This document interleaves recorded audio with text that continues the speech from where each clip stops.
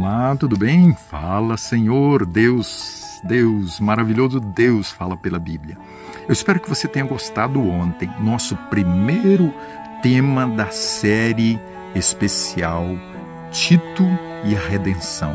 Como enxergar o plano da redenção dentro da carta a Tito pelo apóstolo Paulo. O tema de hoje, ontem nós vimos que era para colocar em ordem a casa. O remanescente fiel de Deus para os últimos dias, ele recebe o chamado de Deus para ser uma igreja diferenciada, uma igreja que está em ordem, uma igreja que está em conformidade com a vontade de Deus. O tema de hoje, falsos mestres. Tinham falsos mestres trazendo falsas doutrinas, trazendo ensinamentos errados para a igreja. Olha, você sabe muito bem, cada um dos temas que nós apresentamos aqui, nós buscamos ligar aos nossos dias e à experiência da igreja nos últimos dias. Capítulo 1 e o versículo 10, o tópico desta parte, do 10 até o verso 16, é os falsos mestres e as falsas doutrinas. O que estava acontecendo aqui agora então, naquela igreja, que é um problema muito sério? Primeiro, você viu ontem que era para ele colocar em ordem, para que ele pudesse organizar a igreja e que ele trabalhasse um perfil claro, santificado do líder. Agora então nós vamos ver líderes ou falsos mestres no seio da igreja. Capítulo 1 e o verso 10. Porque existem muitos insubordinados, e ele vai descrevendo aqui enganadores no seio da igreja. O versículo 11 diz: ensinando o que não deve por torpe ganância. Então agora o apóstolo Paulo deixa bem claro para Timóteo, ele conhecia a realidade da igreja, ele abre a Tito a situação real de alguns líderes naquele momento. Nos dias em que nós estamos vivendo, não é diferente. Aqueles líderes como os de hoje precisam ter uma certeza: são representantes de Deus, são ministros de Deus. E aqui dizem subordinados, não estão sujeitos à ordem divina, não estão sujeitos, são rebeldes à palavra de Deus. Há muitas coisas que estão escritas na Bíblia como orientação para a liderança da igreja, para não ser ensinado. Há muitas pessoas se rebelando contra Deus e trazendo coisas novas e estranhas, ok? Ensinamentos e fábulas, ideologias, coisas assim estranhas. A vida dos cretenses, nós poderíamos dizer, de Creta, era uma vida perversa, de idolatria. Eles eram pagãos. E hoje nós poderíamos dizer que o paganismo seria bem caracterizado pelo mundanismo, ok? Porque o paganismo naquela época tudo era liberado. O que acrescentava? Eles tinham as imagens, tinham ali a idolatria. Então, trazendo para os nossos dias, será que tem alguma idolatria querendo adentrar ao seio da igreja como ensinamento novo? Eles tinham muitas coisas lá.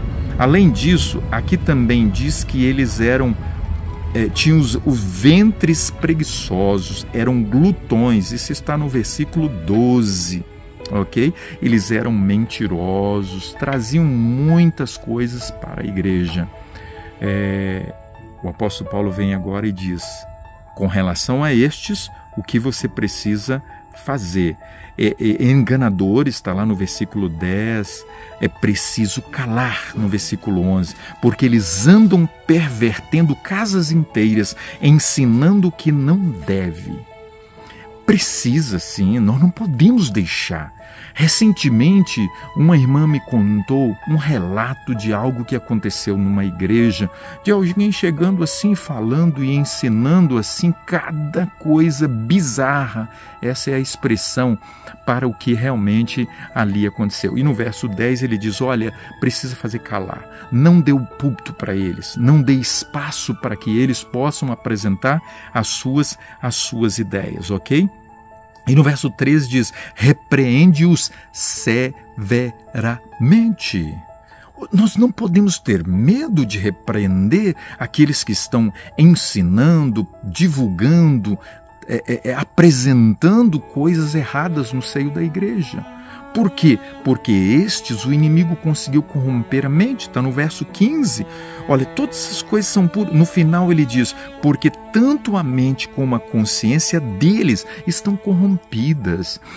Eles deixaram a avenida da alma, as avenidas da alma abertas para que o inimigo pudesse transitar com as suas propostas. E de forma muito especial, o lóbulo frontal foi atingido. Existem muitas coisas. Jesus diz, olha, cautelai-vos, não sobrecarregue a sua mente, cuidado com aquilo que vai entrar. São 5 sentidos, cuidado que você assiste, que ouve, que lê e com o que você come também. É muito importante atentar para isso. Jesus alertou e advertiu, porque nos últimos dias a nossa mente seria afetada e desta forma seria muito fácil o inimigo introduzir falácias, ideias estranhas, coisas estranhas que se tornariam aos olhos de muitos na igreja coisas comuns que poderiam ser cuidadas, poderiam ser praticadas e não teria nenhum problema. Há pessoas que vivem hoje e que dizem, olha, não tem problema isso aí.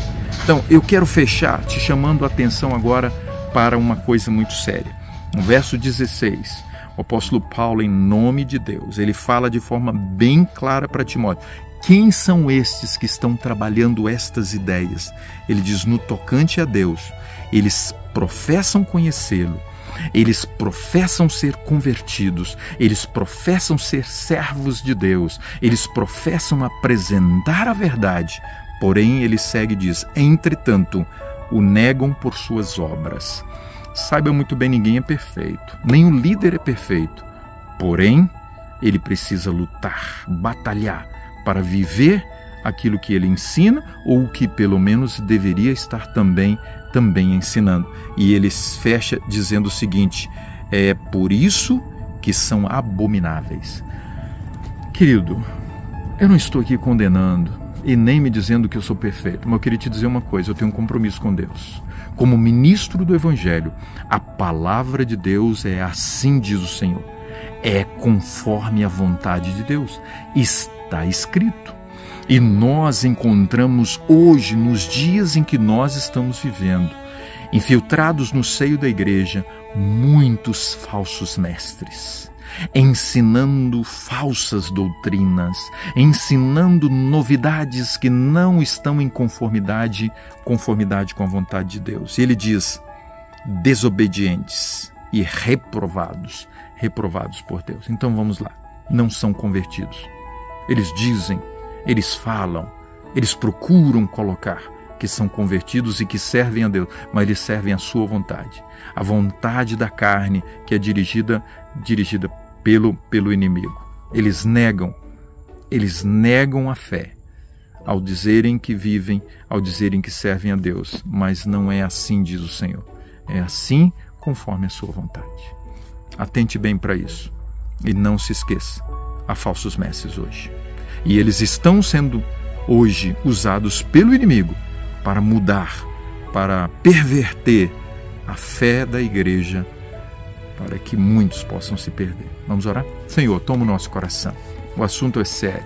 Nós queremos pedir a Ti que nos abençoe com relação à compreensão e para percebermos a falsidade, os falsos mestres e os falsos ensinos que surgem no seio da igreja, no nome de Jesus. Amém. Compartilhe essa mensagem. O mundo precisa saber. Grande abraço.